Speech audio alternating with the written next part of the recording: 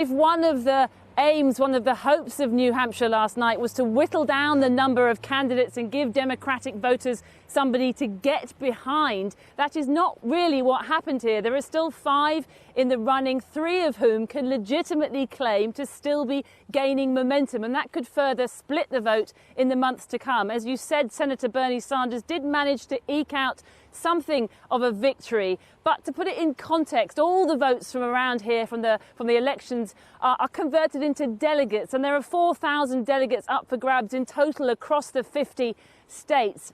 And the winning candidate needs to secure about 2,000 of those to win the Democratic nomination. And Iowa last week and New Hampshire last night represent just 65 of those delegates. So there is a long, long way to go.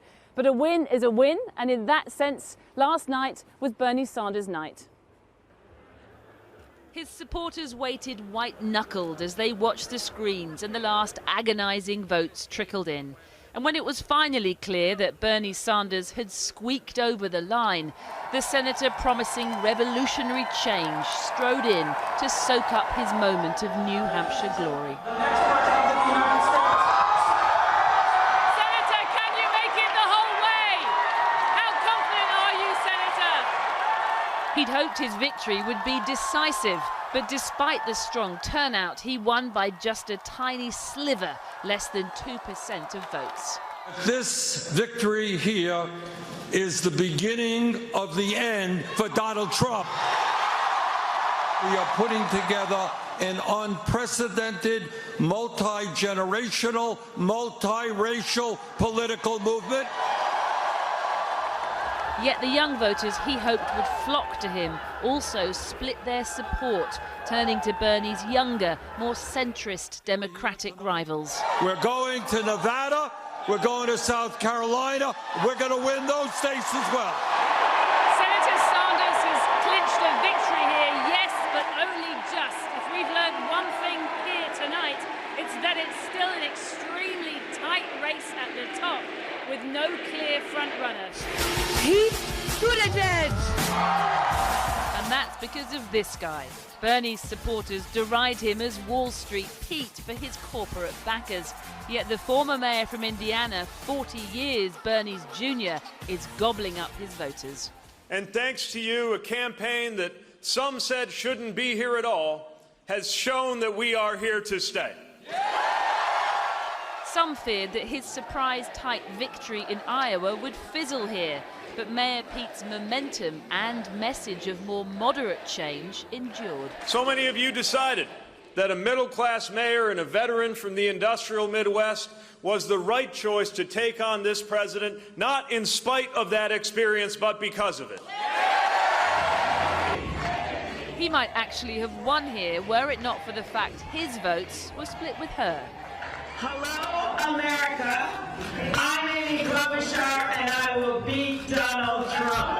New Hampshire clearly loved her, but she used her primetime TV slot to introduce herself to the rest of America too. What is lacking is that sacred trust between the people of this nation and the President of the United States. And my friends, I will restore that trust.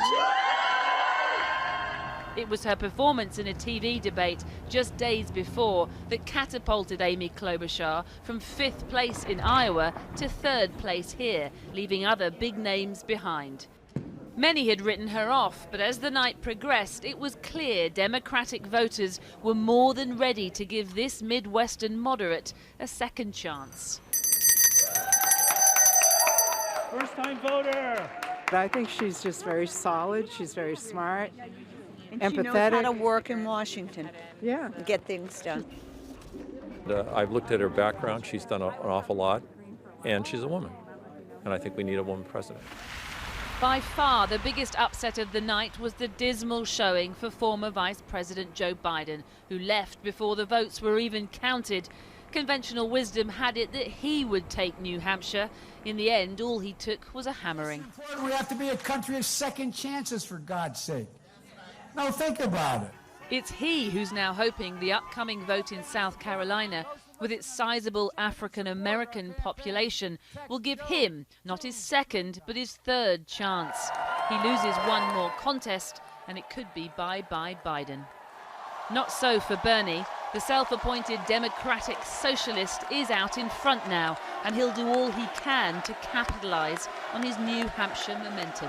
We're partying, we're excited, we're moving on. We're going to Nevada next, South Carolina after that. We're going to take the victory. In our minds, we're already on to the next state. We just want him to win because we feel like he's the future.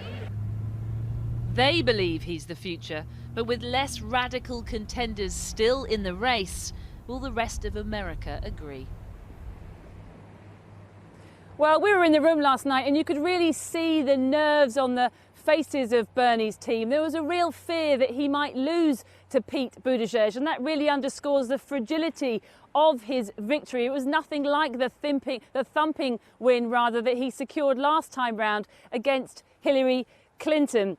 Of course, the problem is the sheer number of candidates still left in the race, and that is before the billionaire Mike Bloomberg properly joins in. Everything could change, of course, when his name appears on the ballot for the first time in California next month. Between now and then, of course, he will be looking to capitalise on what many see as the Democratic disarray with so many candidates still left in the running. Another person, of course, looking to capitalise on that chaos, in fact, is already, take a look at his Twitter feed, is Donald Trump, of course.